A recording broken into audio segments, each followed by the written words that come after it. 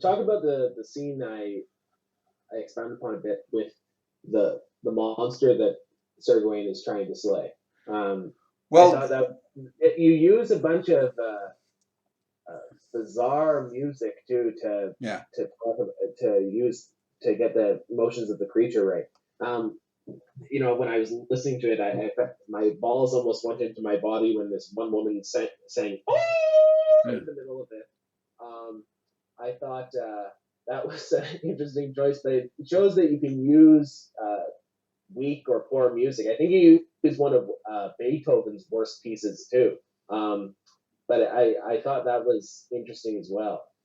Well, this is to display the mindset of Sir Gawain. I mean, Sir Gawain is juggling some. Well, Sir Gawain, we find out that Sir Azrael had once wrongly killed someone. Uh, I forget whether it's in this play or in the first play. Azrael talks about having killed a man he thought was a rapist. It turned out wasn't a rapist, and his guilt over that.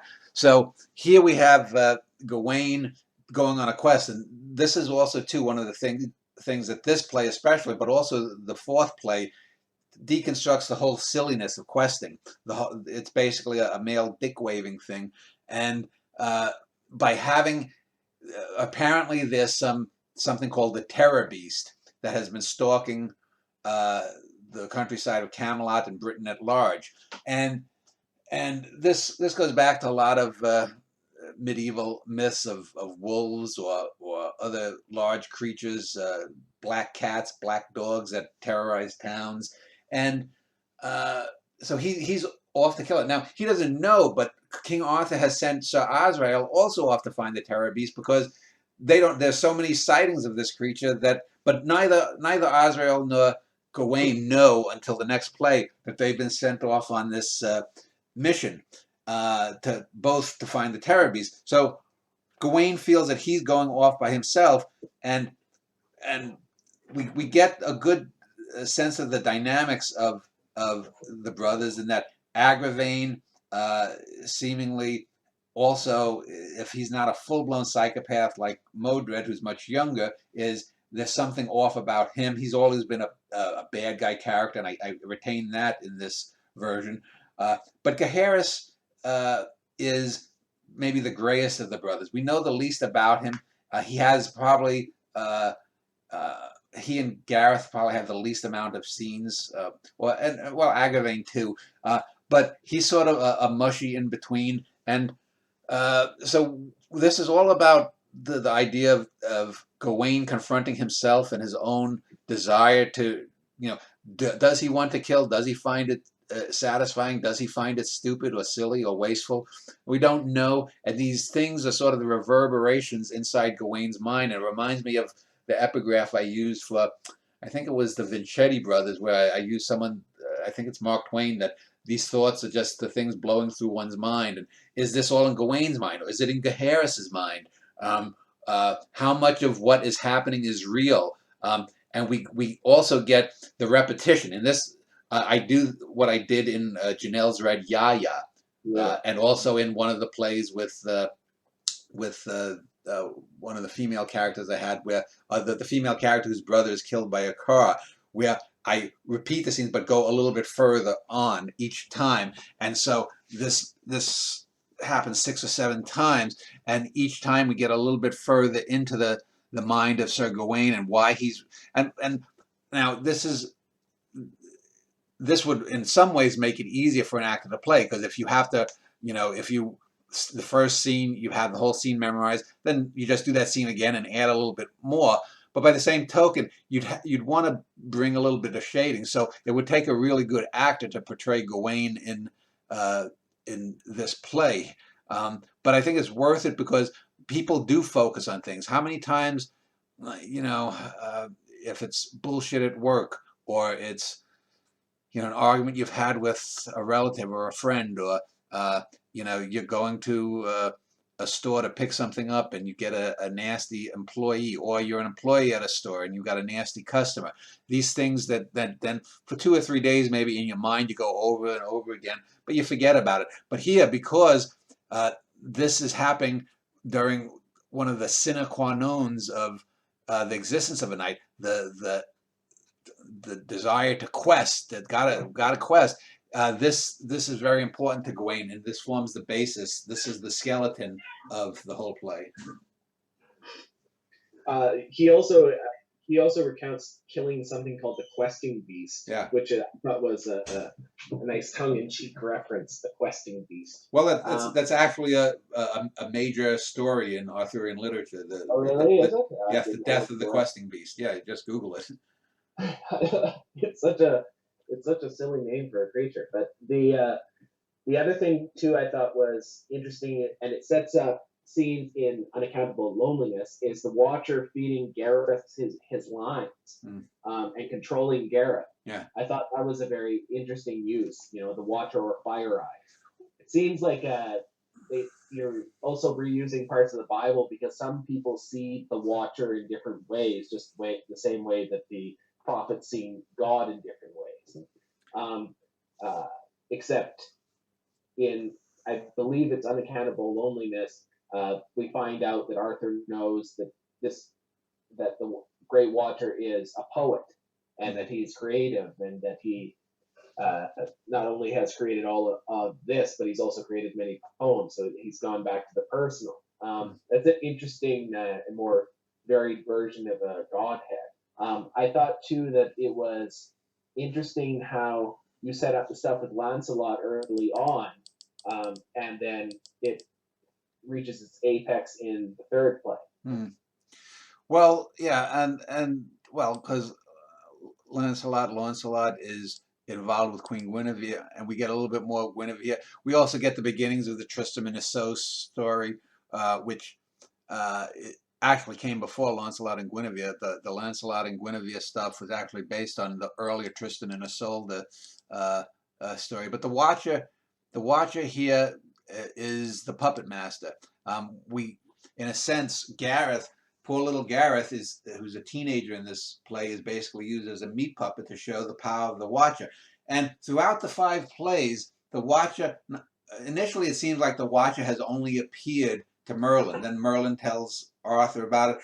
But he does appear to other people, and in different ways. And the final scene will be of the whole quintet will be Sir Gawain and the Watcher, because Gawain is, in my estimation, the single most important character within Arthurian mythos, even more so than Arthur, because he's less predictable. I think he's a character that, and in fact, right when I started doing the first play of this here, I think there's a movie that just came out from England called Green Knight, which is a retelling of Sir Gawain and the Green Knight.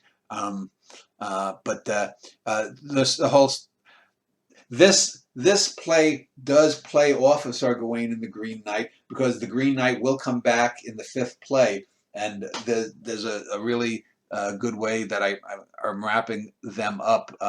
But again, this is about males, machismo, male violence, and the need to prove oneself over and over again. Here's Sir Gawain, who in the first 2 plays has been said and been restored in my version of this to be the greatest of all Arthurian knights. Yet, so why does he have to quest? Why shouldn't he just, be, an emeritus knight, and maybe he's a trainer at the Knighthood Academy, the Round Table Academy, or whatever, where these knights like Gareth and Gaheris are training. But yet he still feels that he needs to prove himself. Well, he's probably coming to think that it's kind of silly in this play, but the whole thing here is a deconstruction of machismo. I was just looking right now here at an exchange between Gaheris and Gawain, and we get not only that, we get the whole family dynamics, because we know that what's being set up here, although we know from the first play that Modred is not really related to the other 4 sons of Lot, and that'll come out a little bit later. But anyway, the whole Sons of Lot thing, this is that play, and because it's about male bond. In a sense, this play is almost like a Norwegian in the Family, in that it's it tackles many of the same issues. I mean, yes, A New Weed in the Family is much larger, much broader, and it's not just about that was a novel of men. This you could be say a play of men. Oh, okay. What one final question before we move on to unaccountable loneliness, which I have more to say about. Uh-huh. Why? What is this one called? Piss. Is this one called what? Piss. Why is the subtitle called Piss? I just wanted your explanation. Well, piss is the thing is an excrescence. It's something that we get rid of. Here, what is Gawain trying to get rid of? What are the brothers trying to get rid of? What is Azrael trying? It's all about men trying to get away from something in themselves. So that to me fits in more like the final play that I'm doing is called Infinite Consanguinity, and that's called the subtitle is Blood. So that's an obvious one. But this one, people are trying to shed the terror beast is trying to shed something of itself. Azrael. This is all about trying to transcend or get away from something, to leave something behind, and that's what you do when you piss. You're leaving something negative behind, and I think it's pretty clear that Gawain views his current life in a not too good way, and so he's in some ways trying to get beyond it, leave it behind. Also, there's an intro and outro. The intro, as I said, begins sort of in a persona-like fashion. What about the outro with the Robson Jeffers quote from Granddaughter? Could you explain that as well? Let's see. It's at the very last page, the outro. Yeah, I'd have to look at it. Let me see here. Let me go all the way down to the bottom here. I don't want to block the screen. Let's see. So here we got Jeffers' poems, along with the imagery.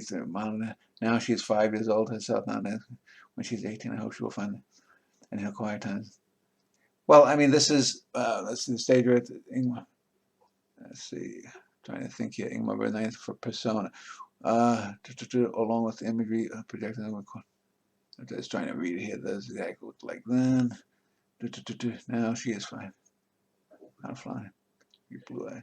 Well, I think it's about again leaving something behind. The Jeffers poem here, Granddaughter, is about things not being quite what they seem, and I think we clearly see that with the idea of the terror beast and is Gaheris dreaming of following Gawain or not? So there's a lot of things that we don't know what really happens or who is actually the person in charge. We see the puppet master effect that's used on Gareth by the Watcher. So there's a number of ways to communicate. I'm not going to give necessarily one. There's no single codex. There's no single Rosetta Stone that's going to unlock a great work of art, and nor should there be, because if there were, then that's a great argument against the greatness of it.